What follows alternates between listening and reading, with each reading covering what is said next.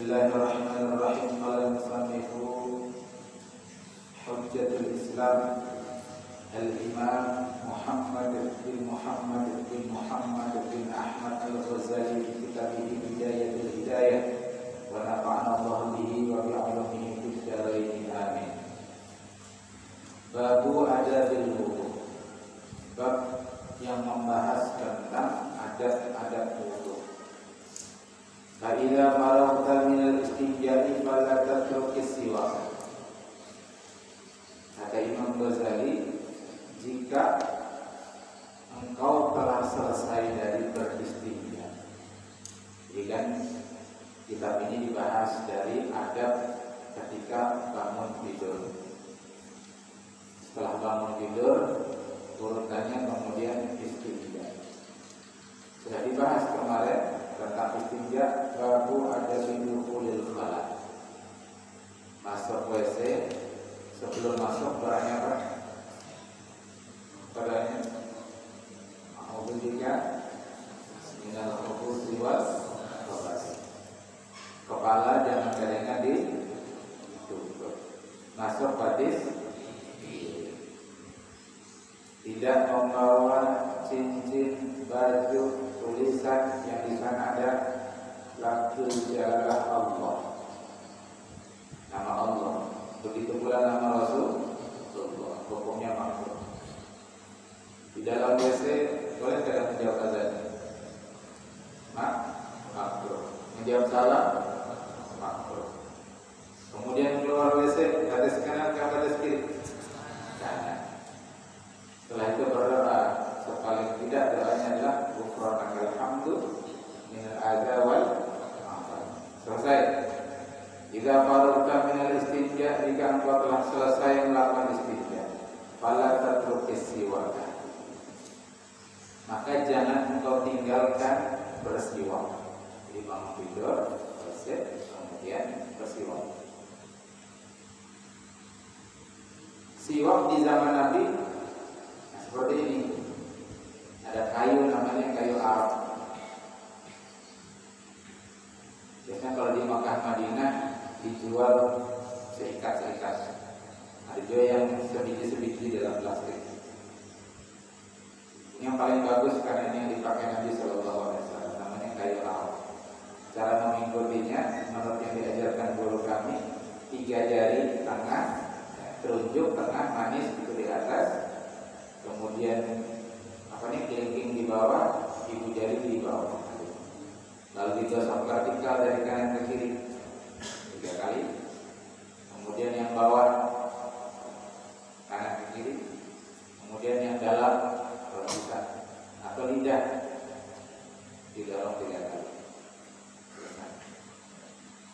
Nah, termasuk siwak itu kata Syekh Muhammad Zuhaili dalam kitabnya Al-Mu'tamad fi Fiqh Syafi'i, itu adalah dengan menggunakan sikat gigi modern sekarang, yang macam-macam modern. Kalau ada pasta giginya, itu pun terhitung sebagai siwak. Nah, cuman karena ada 2 hadis berkenaan tentang siwak ini. Yang pertama hadisnya berbunyi, laula an asyqa ala ummati, andai tidak memberatkan umatku, kata Nabi, la amartuhum bisiwakin inda kulli wudu'in. Satu riwayat, dalam riwayat lain inda kulli sholatin. Yang pertama setiap wudu, yang kedua setiap sholat. Kalau setiap wudu kita bisa pakai sikat gigi modern tadi, ya kan? Tapi mungkin kan membawa sikat gigi itu tadi ketika hendak sholat. Nah, makanya kalau hendak mengamalkan 2 hadis ini, kerjakan kedua-duanya. Keluar dari khala, kemudian bersiwak dengan sikat gigi modern tadi sudah terhitung bersiwak. Nah, ketika ke masjid hendak sholat, bawa yang ini.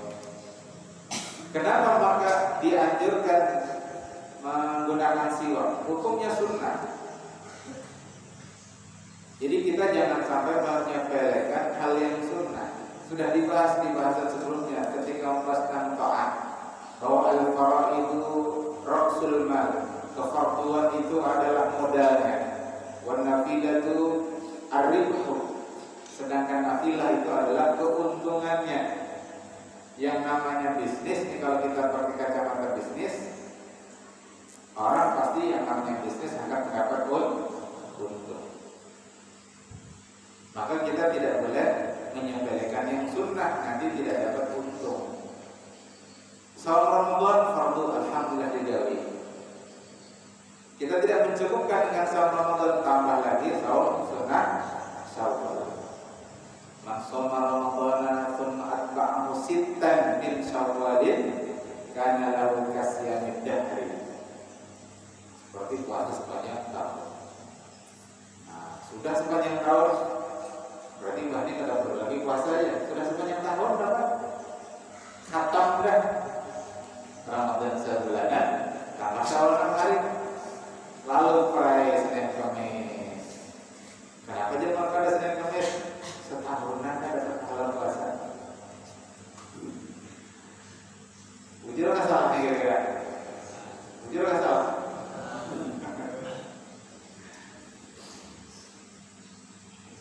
Sudah kita bahas hadisnya bahwa seorang hamba itu senantiasa mendekatkan dirinya kepada Allah dengan hal-hal yang fardu. Tapi dia tidak mencukupkan dengan yang fardu, tapi dia tambahkan dengan yang sunnah, sehingga kemudian aku mencintainya oleh Allah. Ingat, kalau fardu bisa jadi karena takutan lah, tapi kalau yang sunnah itu jelas karena apa? Kesadaran. Karena hendak mendapatkan keuntungan dan syariah. Maka kemudian ujar Allah dalam hadis kursi tadi, aku jadi pandangan matanya, menjadi langkah kakinya, telinganya, dan seterusnya. Artinya apa? Matanya, telinganya, lisannya, tangannya, kakinya itu tunduk dengan syariat Allah. Kenapa? Karena dia dicintai oleh Allah. Jadi wahai anak sekalian, jangan merasa cukup. Jangan merasa cukup dengan amal. Sudah tuntung jalan Ramadan setahunan, Syawal tadi 6 hari, sudah setahunan berarti puasa. Guru ya. Ajar Syekh Nawawi Al-Bantani, jika mengerjakan apa? Jika mengerjakan yang fardu, karena mengerjakan yang fardu maka dia tidak bisa mengerjakan yang sunnah, itu ma'dzur, dimaafkan. Adapun jika dia mendahulukan yang sunnah melalaikan yang fardu, maka dia maghrur, maka dia tertipu. Nah, kami ini kan talibul ilmi, penuntut ilmu, ngambil hafal banyak, nahwu, soroh, fikih, segala macam. Jadi amun kami puasa, kan sanggup kan menghafal itu, menghafal Quran segala macam, kada sanggup. Jadi kami ini maghrur berarti. Iya kan? Bila yang puasa lalu ada yang menghafal Quran. Kita renungkan para sahabat itu justru meraih kemenangan di banyak peperangan itu karena saum, karena puasa di bulan Ramadan. Kenapa? Karena orang yang saum itu posisi dia paling dekat dengan Allah Ta'ala. Kira-kira Allah makan ke dalam? Allah makan ke dalam? Allah minum ke dalam? Orang puasa makan kan? Ada. Minum ke dalam? Maka orang puasa itu sebetulnya amalannya menyerupai amalannya Allah Ta'ala. Puasa. Makanya kemudian kata Allah, asyamu li wa ana ajzibi. Puasa itu gasanku, untukku, dan aku yang membalasnya. Amalan disebutkan pahalanya sekian antara 10 sampai 700. Tapi puasa Allah tidak jelaskan berapa amalnya. Tapi kita harus nuzul dengan ketetapan Allah, insya Allah lebih daripada 700 kali lipat. Maka itu lalu akhirnya orang yang puasa dapat pintu khusus namanya babur. Jelas. Jadi dia sambil menghafal, sambil puasa, insya Allah pahalanya berlipat. Sambil belajar, sambil puasa, insya Allah lebih mudah dia menghafal. Bila dia berceramah dan di bulan Ramadan, insya Allah lain rasanya berceramah ketika dia tidak puasa. Berceramah pas puasa itu puji-puji dari hati dengan puasa. Lisan itu model tersusun rapi karena terbimbing oleh Allah karena kita sedang berpuasa. Jadi kesimpulannya, meskipun siwak ini sunnah, jangan kita lalaikan sebagaimana puasa sunnah. Kenapa wabil khusus tentang siwak ini? Fa innahu mathawatul lil fami wa mardatul lirabbi wa masqafatun lisyaitan. Karena bersiwak itu mathawatul lil fami, membersihkan mulut. Apalagi tidak hanya makan goreng, apalagi hanya makan jengkol, apalagi petai. Maka akan sholat Jumat pulang tanggal 12 makan jengkol, makan petai. Dalam kondisi itu bersiwak sangat dianjurkan. Disebut itu dalam kata daya hasab. Kenapa? Karena kalau ini sholat berjamaah, tetangganya terganggu, malaikat pun terganggu. Malaikat itu kadang senang juga mencium bau mulut orang yang tadi habis makan bawang, makan jengkol, makan petai, atau yang lain-lain. Malaikat itu tidak senang, sebagaimana manusia juga tidak senang. Mathawatul lil fami wal mardatul lirabbi, dia menjadi wasilah diraihnya ridha dari Allah Subhanahu wa taala. Wa masqafatun li syaitan, marah syaitan. Jadi kalau ada orang bersiwak, syaitan itu marah. Kenapa marah? Karena ada umat Nabi Muhammad, ada hamba Allah menghidupkan sunnah Nabi Sallallahu Alaihi Wasallam. Jadi bila kita itu menggawi sunnah Nabi, syaitan itu sarek. Wa salatun bisiwakin afdalu min 70 salatan bila siwakin. Jadi Imam Ghazali, satu salat disertai dengan siwak afdalu itu lebih utama daripada 70 kali sholat tanpa bersiwak. Sayang benar kita melalaikan ini, mengabaikan ini. Coba renungkan. Yang digawi sama, mulai takbiratul ihram sampai salam, rukuk sujudnya sama, tapi dengan bersiwak itu lebih utama daripada 70 kali sholat tanpa bersiwak. Renungkan itu. Rugi kan? Mak sholat tidak bersiwak, padahal sholatnya sama, yang digawi sama, tapi dengan bersiwak lebih afdal 70 kali lipat.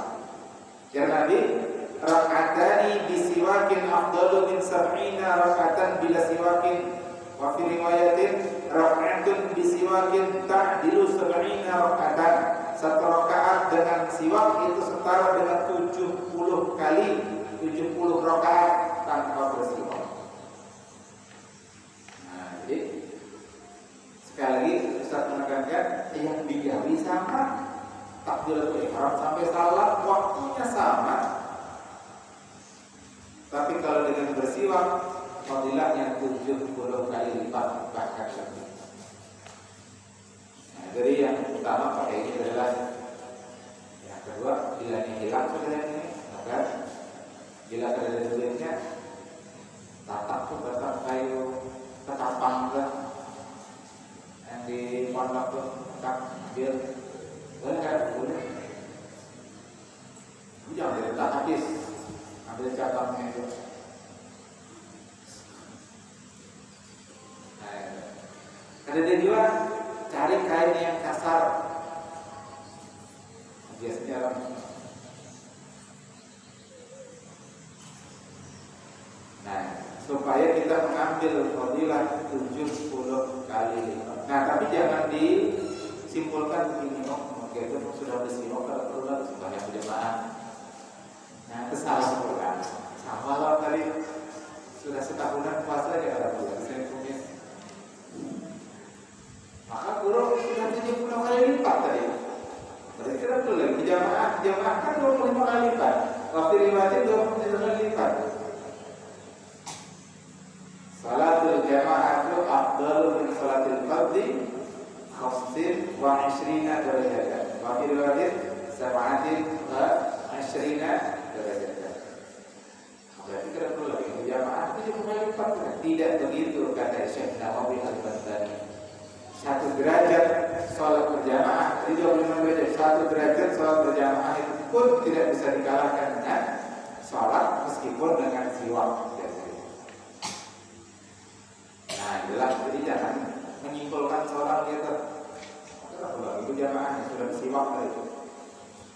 Waruwi an Abi Hurairah radhiyallahu taala anhu qala, diriwayatkan dari sahabat Nabi yang mulia bernama Abu Hurairah. Siapa nama aslinya? Abdurrahman bin Sakhar. Berapa banyak hadis yang diriwayatkan beliau?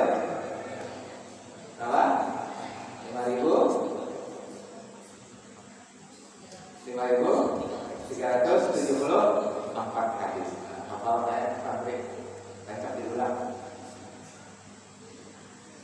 Beliau berkata, qala Rasulullah sallallahu alaihi wasallam, Nabi sallallahu alaihi wasallam bersabda, laula an asyqa ala ummati la amartuhum bisiwaki fi kulli salatin. Andai tidak menyulitkan umatku, niscaya aku perintahkan mereka untuk bersiwak setiap kali salat. Nah, ini artinya sunnah. Andai tidak menyulitkan umatku, aku perintahkan, wajibkan. Wa anhu sallallahu alaihi wasallam, Nabi kita juga bersabda, umirtu bisiwaki hatta khashitu ayyuktaba alayya. Umirtu, aku diperintahkan. Ini sifatnya majhul. Padahal Nabi tidak mungkin diperintah oleh para sahabat. Berarti siapa yang perintahkan Rasulullah? Siapa? Allah. Jadi di sini failnya dimajhulkan. Kenapa dimajhulkan? Karena sudah jelas yang memerintah Nabi itu pasti Allah. Adapun taknya itu disebut naibul fa'il. Aku diperintahkan untuk bersiwak hingga aku khawatir ujar Nabi, siwak itu kemudian difardukan atasku. Ayyuktaba alayya. Summa, nah bersiwak sudah. Summa ajlis lil wudu'i. Nah, jadi andakan siwak itu apabila kaitannya dengan wudu, menurut satu pendapat, ini pendapatnya Imam Ar-Razi, kemudian Imam Al-Mawardi pengarang kitab Al-Hawil Kabir, bersiwak itu sebelum berwudu. Jadi bersiwak harus dulu hanya wudu, itu tartibnya.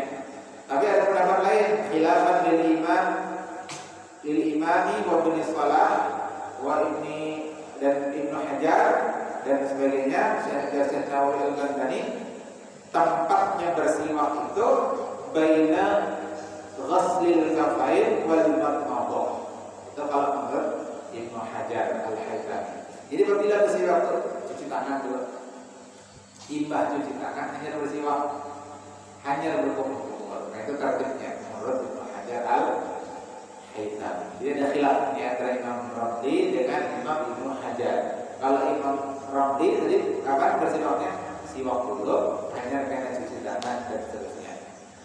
Nah, kalau Imam Ibnu Hajar Al-Haythami, cuci tangan dulu, baru bersiwak, hanya berkumur. Nah, ada khilaf. Kalau Ustaz yang paling nyaman tuh kalau bersiwak kumur sejak gigi, atau hanya cuci tangan. Summa ajlis, kemudian duduklah lil wudu, untuk berwudu. Nah, ini sejujurnya artinya di tempat wudu itu ada tempat duduknya pertemuan. Di tempat wudu itu bagusnya itu ada tempat duduk. Kan ada tadi masjid kita ada tempat duduknya khusus. Ulun datang itu beberapa masjid di Turki, di Istanbul, di Edirne, kemudian di Bursa, itu hampir semua masjidnya tempat wudunya itu ada tempat duduknya. Ada Sulaiman, Masjid Sulaiman begitu juga, di masjidnya Muhammad Al-Fatih begitu juga, di Masjid Jami Bursa begitu juga. Bahkan tempat wudunya itu di tengah masjid. Jadi masjid besar, kubahnya tinggi, kemudian di tengahnya itu tempat untuk ada air mancur. Karena air mancur itu dianggap terapi kesehatan, terapi kejiwaan. Jadi duduk di tempat wudu, bahkan ada itu duduk dekat. Jadi jangan duduk di situ. Lalu duduknya itu mustaqbilal qiblah ala mawdhi'in murtafi'in kay la yusibaka rasas. Duduk wudunya itu menghadap ke arah kiblat. Nah, jadi yang belum kita ini belum sesuai lagi. Di situ kayaknya juga belum sesuai juga. Nah, di situ kayaknya nggak asal kita ulang dulu dan kalau ada ala mawdi'in murtafi'in, di tempat yang tinggi, kala yusibaka rasas, supaya tidak mengenai engkau itu percikan air. Wa qul, kemudian bacalah bismillahirrahmanirrahim. Ya. Misalkan cuma membaca bismillah cukup juga. Di bismillah. Atau kalau lengkap bismillahirrahmanirrahim, Rabbi a'udzubika min hamazatis syayatin. Wahai Tuhanku, turut berlindung kepada Engkau dari bisikan syaitan. Wa'udzubika Rabbi ayyahdurun. Dan aku berlindung kepada Engkau, wahai Tuhanku, dari kehadiran syaitan. Ayyahdurun ay antusibani asyayatina bisu'in. yakni syaitan itu menjatuhkan, menimpakan keburukan kepada maksudnya ayat itu. Sudah. Baik, cukup dulu sampai di sini. Ada pertanyaan santri yang akan Ustaz jawab pada malam hari. Ada satu pertanyaan dan yang menanyakan ini sejumlah santri. Ustaz ya, kenapa maka ketika kita baca doa daful bala, menolak bala, tangan kita dibalik, apakah itu disyariatkan? Dan apa maksud dari membalik tangan tersebut? Kalau ditambahi lagi pertanyaannya, boleh kada mengubah tangan itu dari asalnya begini menjadi begini ketika sholat, khususnya ketika qunut. Di qunut itu ada doa supaya ditolak bala. Yakni pada doa waqina birahmatika syarrana qadait. Dan jagalah kami birahmatika dengan rahmat Engkau syarrana qadait, keburukan dari apa yang Engkau tetapkan. Boleh tidak asalnya gini menjadi gini ketika qunut? Yang pertama, terjadi khilaf di antara para ulama tentang berdoa. Ini di luar sholat. Di luar sholat ada khilaf di antara para ulama. Berdoa ketika daful bala, ya ini dengan membalik tangan. Ada tak? Ada. Allahumma hidafi al-bala ya Allah, wa hidafi al-bala ya Rahman, wa hidafi al-bala ya Rahim, yufa'an al-ghala wal-bala wal-fasya wal-munkar, dan seterusnya. Nah, tidak. Ada khilaf. Sebahagian ulama, khusus ulama-ulama mazhab Imam Syafi'i, menyatakan itu hukumnya sunnah. Berarti hukumnya sunnah. Sebagian ulama yang lain, di antaranya Syekhul Islam Ibnu Taimiyah, yang ulama mazhab Hambali, menyatakan bahwa itu tidak disyariatkan. Tidak disyariatkan. Jadi ada khilaf. Kenapa maka ada khilaf? Nah, pertanyaannya, kenapa maka ada khilaf? Karena berbeda pendapat dalam memahami hadis Nabi Sallallahu Alaihi Wasallam.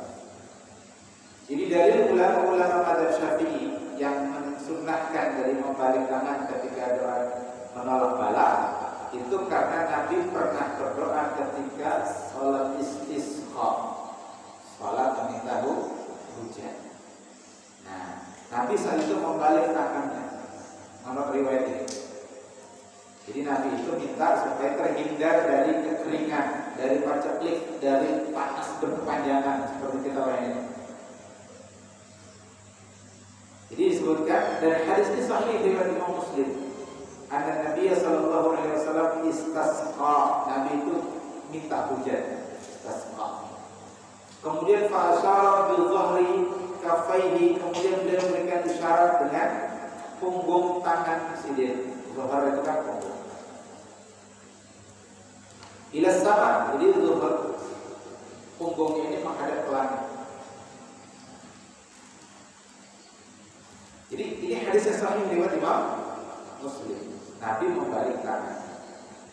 Nah, lalu kemudian disimpulkan oleh para ulama bahwasanya kalau doa ini itu meminta kebaikan, yang istilahnya itu jalbul masalih, memperoleh kebaikan buat kita, maka yang menghadap ke langit itu adalah ini, batnul yad, perutnya tangan, bagian putihnya itu menghadap ke atas. Adapun kalau menolak bala begini. Kenapa? Karena kemudian ada riwayat mengatakan Nabi sallallahu alaihi wasallam kana idza sa'ala ja'ala batina kafaihi ilaihi. Jadi kalau Nabi meminta sesuatu itu ini posisinya. Wa idza ista'adza ja'ala dhahirahu ilaihi. Tapi kalau meminta perlindungan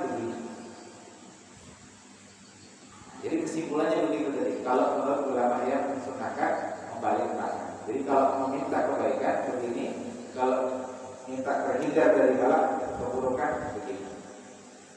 Jadi kalau misalnya doanya Allahumma inna nas'aluka ridhaka wal jannah, Allahumma inna nas'aluka ridhaka wal jannah wa na'udzubika min sakhatika wan nar. Ya kan itu satunya minta ridha dan surga, satunya terhindar dari murka dan neraka Allah Ta'ala. Nah, dan ini kemudian merupakan kompromi istilahnya atau al-jamu. Dalam ilmu ushul fikih ada kaidah untuk kalau ada ikhtilaf pertentangan bainal adillah, itu diantaranya adalah dengan al-jamu. Karena ada riwayat kami mengatakan sallallahu bi butuni akufikum, mintalah kepada Allah dengan perut dari tangan kalian, wala tas'aluhu bil tuhuriha. Lalu kata Nabi, jangan meminta dengan begini. Jadi kalau meminta itu jangan begini. Fa idza faraghtum famsahu biha wujuhakum. Jika sudah selesai salat, usaplah ini ke wajah.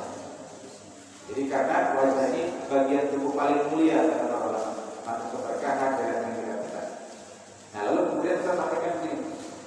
Doa itu tangannya digabungkan, dihimpun.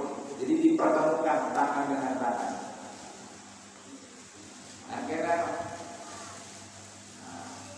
lapasnya gugur pada bawah tapak atau ada lagi kan di atas paha.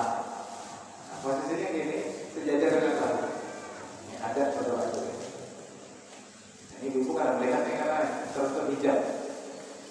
Nah, jadi kayak ini diimpor. Nah, itu dalil ulama-ulama mazhab Syafi'i yang tadi mensunnahkan ketika daful balak dengan cara dibalik. Jelas tidak?